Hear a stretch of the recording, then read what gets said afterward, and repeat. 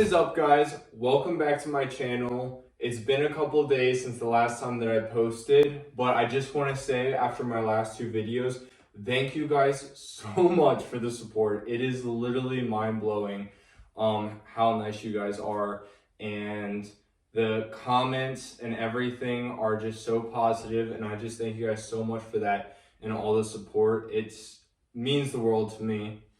And I have taken your advice. I have been reading the comments, and many people after my last video said I needed to clean, and I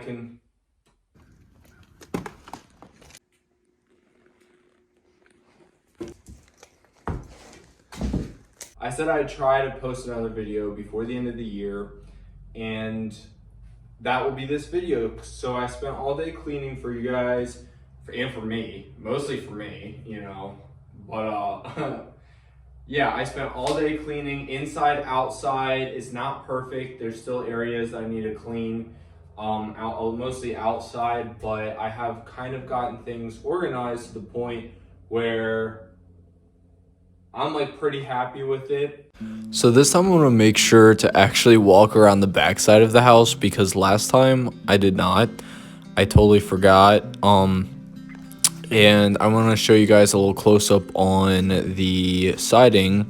This is poplar, and I'm using a Thompson water seal. As you can see, like on that wall, I only got like a quarter of it done. I still have some trim to do, and I still have the battens. But when I come around the back, you can see that the siding is not completely on. And I actually did this intentionally because I plan on making a video right there on how I do my board and batten siding over sheathing. Coming around the backside, avoiding the giant trash pile, you can see that this is just painted OSB on the side of my house where it's green. And here's another camera angle a little bit further back, not much to see, pretty much the same other than the fact that I did, even though it's hard to tell, clean my yard. It's a work in progress, but I am trying every day a little bit more. And I put these wood boards down to make a walkway because it was getting muddy there. Coming around to the front of my house, this is the only place on the entire exterior that is completely finished in just this one corner. And here's my front door. It is a custom-made front door that I made out of pine, just pine 2x6s. Now this will be the main living area, and this is where you can see a lot of the change from the last time I was here. And I'm going to try to add some 3D renderings so y'all can see what it's going to look like in the future. I absolutely love this room. I designed it after a lot of lodge style homes. Here's some screenshots to show you guys kind of what I'm talking about. The fireplace in the middle with the windows on each side. I love that design. I think it's really important to know what your vibe is when you're building a house. Now when I walk this way, you can see the beautiful view of all my trash, and here is the loft. Here's a rendering. The loft is currently closed off because I am living up there, and I use those curtains to insulate when it gets really cold. But right now we're having like a very odd warm weather. It is nice to have a break from all the cold weather though. And walking in this way, I tried my best to clean this room, but I do store a lot of my tools in here. But this window will be my kitchen window, and right in the center of it will be my kitchen sink. Here's another rendering to show you guys what I'm talking about. I absolutely love this window because so much light comes through it, especially in the winter time. And to the left will be my bathroom, and there's not much to see there right now. It's just my storage closet. But yeah, that was the tour. I'm not going to show you guys the loft yet because you can see what it kind of looks like in the last video, but I'll give it a little sneak peek. I was going to use the end of this video to answer questions that I see commonly about my house because I did do all the work myself. The question I get a lot is the overall size of the structure is 14 feet wide, 24 feet long, and let me do the math right here. It's about 17 feet tall from floor to ceiling. In the loft is 10 feet by the width of 14 feet, and the highest point in the loft is 8 feet, and the shortest point is 6 feet 3 inches. So my roof pitches are in the main area 1412, and in the loft is a 412. Another question that I get is, how did I do my triangle windows? So what I did for my triangle windows, because when I was looking for triangle windows, I had asked multiple people for estimates, and they were averaged around $2,500. Which no. The way that I made the windows is I already had the opening, and I took those measurements to a glass cutting company. Actually, to be specific, a window pane replacement company, and I got a really thick pane of glass. I think it's like ½ inch. It's like the thickest glass they have. It's like either 3/8 or like ½ inch. It's like super heavy. And so I got the thickest glass that I could get, because they are like, not only are they big windows, they're single pane, and they are triangles, so they're a little bit more fragile of a shape.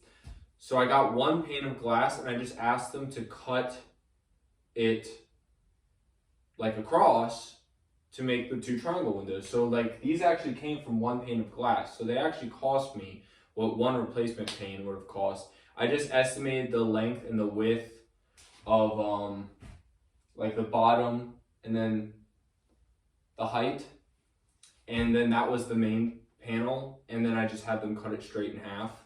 So this is a renovation project technically. I can show you guys what the property looked like from the listing when I bought it right here. So what you saw in that picture was a like 30-year-old shed is what was here before. It was a 30-year-old shed that was like renovated on the inside. Actually, I can put another clip. But here's the inside anyways, if anyone's wondering. Ripping this stuff out. That's gonna come out too, so yep, fun. So it was renovated on the inside, but it was terrible. It was old. The renovations were old. It was rotten, and I had considered building a new structure, but I just went for it, really. I was just like, well, the walls can't be that bad.